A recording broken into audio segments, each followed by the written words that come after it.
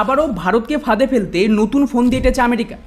কেননা হালেই আমেরিকার তরফ থেকে ভারতকে বিরাট বড় একটা অফার দেয়, যেখানে ওরা চাইছে যে ভারত ফ্রান্সের সাথে নিজেদের সমস্ত চুক্তিকে বাতিল করে আমেরিকার যে ব্ল্যাক ইঞ্জিন রয়েছে তাকে সিলেক্ট করুক, যেটা আমাদের এমকা ফাইটার জেটে যুক্ত হবে।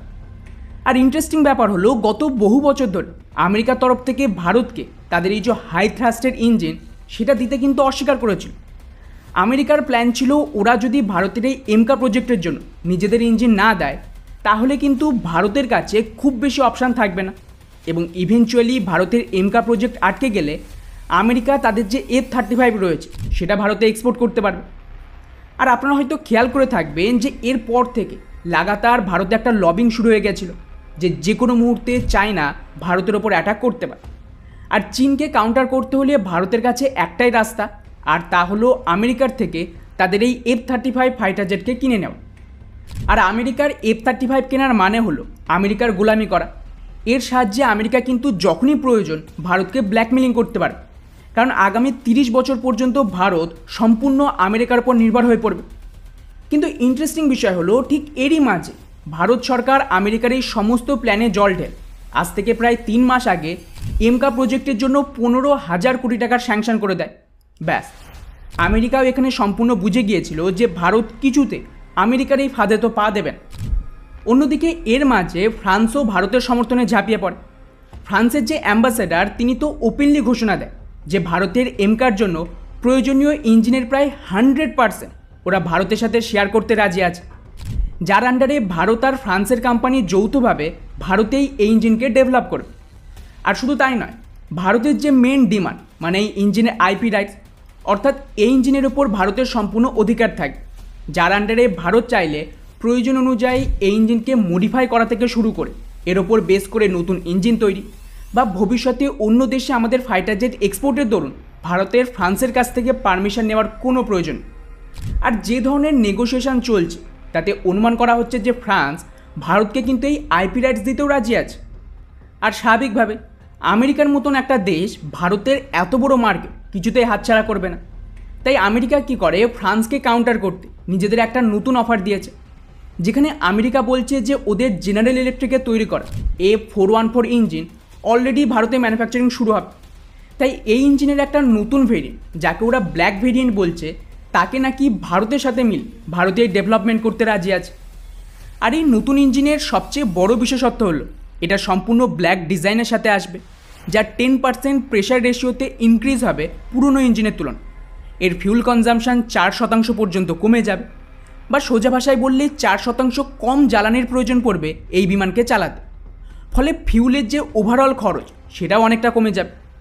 আর সবচেয়ে গুরুত্বপূর্ণ, এর যে থ্রাস্ট তাতে কিন্তু 20% বুস্ট পাবে। মানে এটাকে আপনি এইভাবে দেখতে পারেন যে আগে আমেরিকার এই ইঞ্জিন যদি 100 কিলো নিউটনের থ্রাস্টকে তৈরি করত, তাহলে এখন এই নতুন আপডেটেড ভার্সনের সাথে এই ইঞ্জিন অ্যাকচুয়ালি 120 কিলো নিউটনের যে থ্রাস্ট তাকে তৈরি করতে পারবে। আর সবচেয়ে ইন্টারেস্টিং বিষয়, এত বেশি থ্রাস্ট তৈরি করা সত্ত্বেও এর যে ওভারঅল ফিউল কনজামশান সেটা অনেক বেশি কমে যাবে।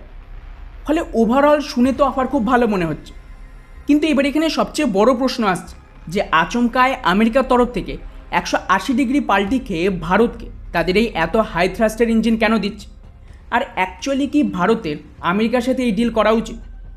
তো বন্ধুরা, এই প্রশ্নের জবাব জানতে হলে আমাদের আগে এটা জানতে হবে যে অ্যাকচুয়ালি ভারতের আজকের দিনে নিজেদের সমস্ত স্বদেশি ফাইটার জেট অপারেট করার জন্য কত ধরনের ইঞ্জিনের প্রয়োজন। তো বেসিক্যালি এখানে ভারতের 3 ধরনের ইঞ্জিন প্রয়োজন। একটা হলো তেজাস মার্ক 1 আর মার্ক 1 এর জন্য, দ্বিতীয়ত তেজাস মার্ক 2 টেড-বিএফ, আর এমকা মার্ক 1 এর জন্য 98 কিলো নিউটনের থ্রাস্টযুক্ত একটা ইঞ্জিন। আর সবচেয়ে শেষ এবং সবচেয়ে গুরুত্বপূর্ণ, এমকা মার্ক 2 এর জন্য 110 থেকে 120 কিলো নিউটনের থ্রাস্টযুক্ত একটা নতুন ইঞ্জিন দরকার, যেটা 5th জেনারেশনের ফাইটার জেটকেও পাওয়ার দিতে পারে। এখন তেজাস মার্ক 1 আর মার্ক 1 এর জন্য ভারত কিন্তু অলরেডি ইঞ্জিন কিনে নিয়েছে, যেটা আমেরিকার F404 ইঞ্জিন।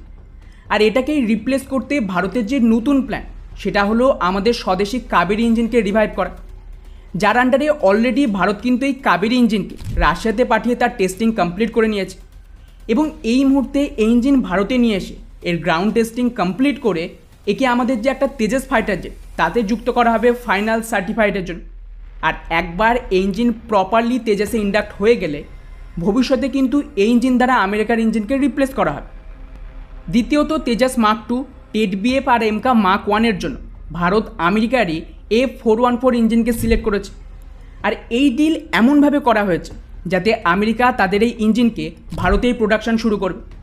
এর সবচেয়ে বড় সুবিধা হলো এই ইঞ্জিন স্বদেশিভাবে তৈরি হলে এর মধ্যে স্বদেশীকরণের মাত্রা ধীরে ধীরে বাড়ানো হবে এবং ভবিষ্যতে ভারত কিন্তু আমেরিকার ওপর নির্ভর থাকবে না এই ইঞ্জিনের স্পেয়ার পার্টস আর সাপ্লাইয়ের জন্য।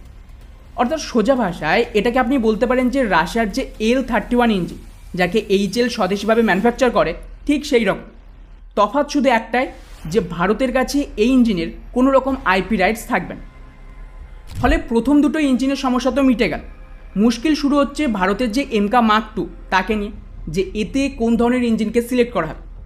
তো বেসিক্যালি ভারত এখানে ক্লিয়ারলি জানিয়ে দিয়েছে যে এই ইঞ্জিনে কোনো ধরনের কম্প্রোমাইজ হবে না, যেহেতু এমকা মার্ক 2 ভারতের ভবিষ্যৎ বায়ুসেনার মেন মেরুদণ্ড হবে। তাই ভারত চাইছে এই ফাইটার জেটে যে ইঞ্জিন আসবে তাতে যেন সম্পূর্ণ ভারতের অধিকার থাকে।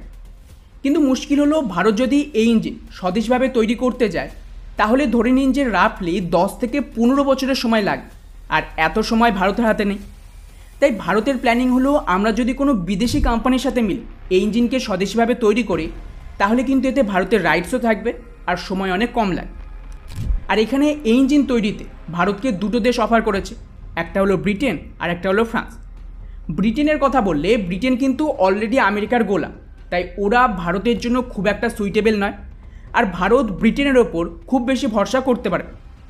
ওদিকে ফ্রান্সের কথা বললে, ফ্রান্স ভারতের একটা বিশ্বস্ত বন্ধু, আর ফ্রান্সের তরফ থেকে সম্পূর্ণ অফার দিয়েছে যে ওরা 100% টেকনোলজি ট্রান্সফার তো করবে, তার সাথেই এই ইঞ্জিনের যে মেন ডিমান্ড মানে আইপি রাইটস সেটা ওরা ভারতকে দিতে রাজি আছে। উপরন্তু ফ্রান্স যেহেতু সম্পূর্ণ ইন্ডিপেন্ডেন্ট ফরেন পলিসি চালায়, তাই ওখানে যদি কোনো সরকার পাল্টেও যায় তাহলেও কিন্তু ভারতের কোনো চিন্তা নেই যে ওরা আমেরিকার কথায় ভারতের সাথে বেইমানি করে। যাই হোক, এবারে আসি আমেরিকার এই ব্ল্যাক ইঞ্জিনের কথায়।